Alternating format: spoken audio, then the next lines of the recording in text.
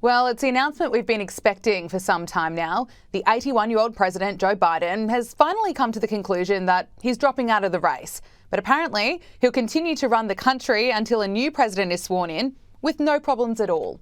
The total initiative relative to what we're going to do with more Border Patrol and more asylum officers. President Trump? I really don't know what he said at the end of that sentence. I don't think he knows what he said either. Look. Okay. Nothing to see here, nothing to worry about. America will just continue to have a leader whose mental state is in rapid decline and who's not well enough to hold a press conference to make an announcement as significant as this to the American people, including those who have been supporting him despite all his massive mistakes. They had to hear the news via a social media post from the president, who has provided no reason as to why he's dropping out now. What a leader. We'll look at what this means for the Democrats and what's likely to happen next in just a moment. But how's the timing of this announcement? It comes less than a month before the Democratic National Convention, less than 4 months before the American people head to the polls, and after reports that influential Democratic figures like Barack Obama and Nancy Pelosi, just in the last couple of weeks, have been telling the people close to Joe Biden that his time is up. The same people who have been saying this to you all year. Is something that Joe Biden has worked on diligently each and every day on behalf of working Americans, and I expect him to continue to do that for the next 4 years and 8 months. And we have to make sure people know. We have to respect them. We have to listen to them. We have to build community, continue to build community with them.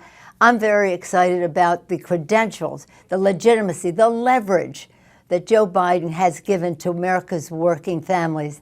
And that's the message. And campaigns are campaigns. It's a war term. You have to go out there and fight. Well, they lied to you. And they said this knowing it was a lie, while witnessing firsthand that Joe Biden's mental fitness was in decline. But if you want to believe their BS, that they've only just discovered this is a new problem, how is it that outlets like Sky News Australia, not CNN, have been able to call out Joe Biden's mental decline years ago? Here is Joe Biden in 2022. It is noteworthy that the percentage of women who register to vote and cast a ballot is consistently higher than the percentage of the men who do so. End of quote. Repeat the line. Women are not without electoral and or political, or maybe precise, not and or political power.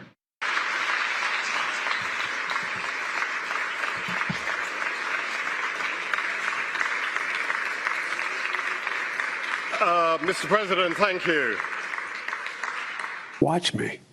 If you think I don't have the energy level or the mental acuity, then that's one thing. There were even reports last week that Barack Obama was telling Biden's aides that he has to go, but wouldn't say that publicly, only through leaks, because he was concerned with protecting Joe Biden and his legacy. Seriously. If he wanted to protect Joe Biden and his legacy, he would have done everything in his power to stop Joe Biden from going out on that debate stage and making an absolute fool of himself against Donald Trump. Eligible for what I've been able to do with the COVID, with dealing with everything we have to do with, look, if we finally beat Medicare. Those close to Joe Biden allowed him to become the laughing stock of the world while pretending they had his back publicly.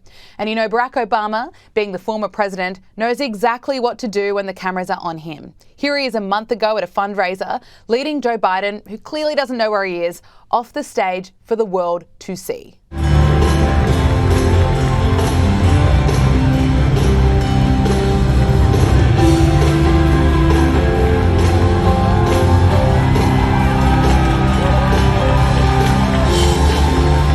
Now, some people may look at that and go, how sweet, very sweet, but others can see right through it. It is no wonder more Americans than ever before are throwing their support behind Donald Trump, because these senior Democrats have been so arrogant to ignore and dismiss the genuine concerns of the American people while continuing to push a campaign which is essentially anyone, even a fragile old man with a poor memory, is a better option than Donald Trump. What a joke. Now, Joe Biden is throwing his support around Kamala Harris to be the Democratic nominee. And if you need reminding of what Kamala Harris is like, here she is. We've been to the border. So this whole thing about the border, we've been to the border. We've been to the border. You haven't been to the border. And I haven't been to Europe. And I mean, I don't understand the point that you're making. I can imagine what can be and be unburdened by what has been. You know? What can be unburdened by what has been. What can be unburdened by what has been. What can be unburdened by what has been. What can be unburdened by what has been. So now we're seeing figures like Bill and Hillary Clinton throwing their support behind Kamala Harris, as well as potential rivals like California Governor Gavin Newsom supporting her. But at this stage, nothing is guaranteed, and there is every chance this will go to an open convention in August.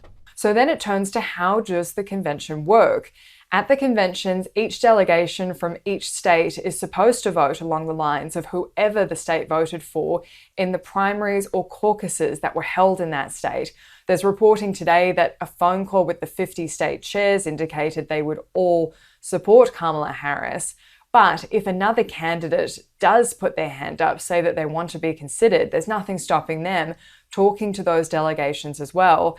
Here is Sky News host James Morrow giving his analysis on Sky News this morning. Well, I just think this is absolutely bizarre here, Pete. I mean, let's think about this here. We haven't seen the president. All we've had is this announcement basically put out on X that he is withdrawing from the race after this very long and protracted process of the last few weeks when suddenly it became impossible to hide what everybody knew about the president. So, you know, like, I think this is a fascinating moment, but I also think I have a lot of ridiculous about the way democracy is being done here. You know, the Democrat leadership, they all knew there was a problem, and all the stories have come out that they knew that there was a problem. And yet they still put the American people and their voters through a primary. 14 million people voted.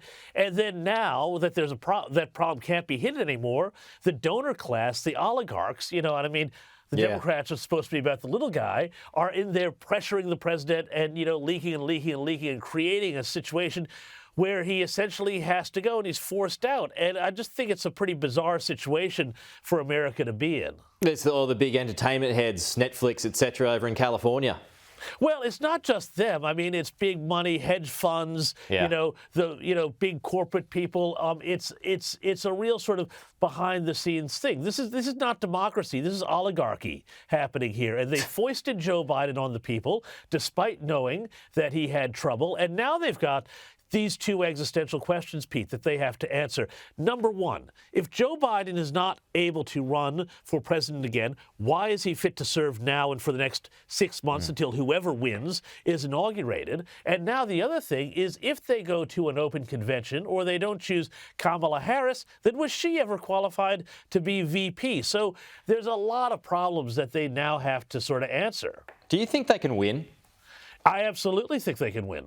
I have no doubt they can win because, you know, and I don't know how long it will last, but they will get an absolute bounce here. You've got a lot of people here who were on the Democrat side who were saying that, you know, they knew they were going to vote for Biden really reluctantly, you know, and whether or not they were going to do it all simply because, you know, they knew he was too old, that he was on the decline, you know, which is a sad thing and a terrible thing for anybody who goes through that and any family who goes through that. But, you know, it's not the right role for somebody to be president. It's the right role for them to be sitting on a porch, you know, and enjoying their grandkids and looking back at their life. And so there's an enthusiasm that's going to be opened up by this. So do you think the Democrats now can turn that age argument against Donald Trump? Well, I don't think so, because Donald Trump, you know, he just literally dodged a bullet or copped a little bit of the bullet. But I mean, like the vigor that he has shown in surviving that assassination attempt and then, you know, getting up there on the stage and then getting out there on the campaign trail.